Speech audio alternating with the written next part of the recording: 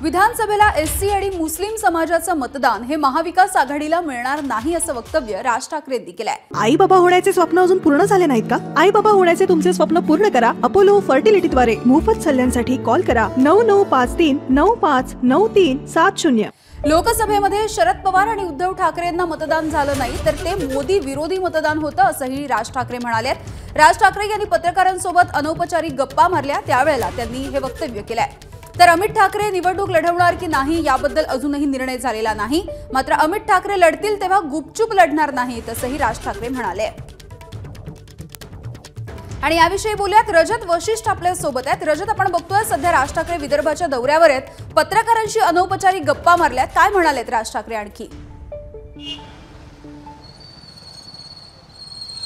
यामिनी, गडचिरोलीमध्ये थोड्या वेळापूर्वी राज ठाकरे यांनी त्यांची कार्यकर्त्यांसोबतची बैठक पूर्ण केली आणि त्याच्यानंतर पत्रकारांसोबत काही वेळ ते भेटले। त्याच्यामध्ये राज्याच्या राजकीय परिस्थितीबद्दल त्यांनी महत्त्वाचे काही विधान केलेले किंवा महत्त्वाचे संकेत दिलेले आहे। महाराष्ट्र नवनिर्माण सेना राज्यातील बहुतांशी विधानसभा मतदारसंघामध्ये निवडणूक लढवणार, मात्र नुसतं निवडणूक लढवण्यासाठी निवडणूक लढवणार नाही, तर ज्या ठिकाणी पक्षाचं संघटन तगडं आहे त्या ठिकाणी मनसे जे आहे ते निवडणुकीच्या मैदानामध्ये असेल असं त्यांनी सांगितलेलं आहे। लोकसभा निवडणुकीची सारखी जी स्थिती आहे ती आता राहिलेली नाही असं राज ठाकरे यांना वाटतंय।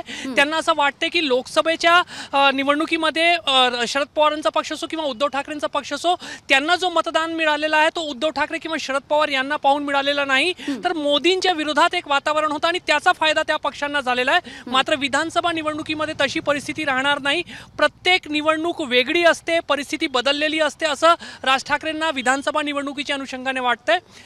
सर्वात महत्त्वाचा प्रश्न की जेव्हा मनसे स्वबळावर निवडणुकीच्या मैदानामध्ये जात आहे तेव्हा स्वतः राज ठाकरे किंवा त्यांचे सुपुत्र अमित ठाकरे निवडणुकीच्या मैदानात उतरतील का, कार्यकर्त्यांना सुद्धा त्या संदर्भातली उत्सुकता आहे। त्या प्रश्नावर मात्र राज ठाकरे यांनी थेट उत्तर दिलेला नाही। स्वतःबद्दल त्यांनी काही सांगितलं नसलं तरी अमित ठाकरे जर निवडणूक लढवतील तर ते गुपचूप लढवणार नाही, ते सर्वांना कळेलच। म्हणजे एका प्रकारे आपण असा अर्थ घेऊ शकतो की अमित ठाकरे यांचा विधानसभा निवडणूक लढवण्याच्या प्रश्नाला राज ठाकरे यांनी थेट नाकारलेला नाहीये। त्यामुळे मनसेच्या दृष्टिकोनातून हे एक महत्त्वाचा वक्तव्य आपण म्हणू शकतो। मात्र हे सगळं राज ठाकरेंनी अनौपचारिक बोलताना सांगितलेलं आहे। बरोबर, अगदी धन्यवाद रजत या सगळ्या अपडेटसाठी। एबीपी माझा, उघडा डोळे बघा नीट।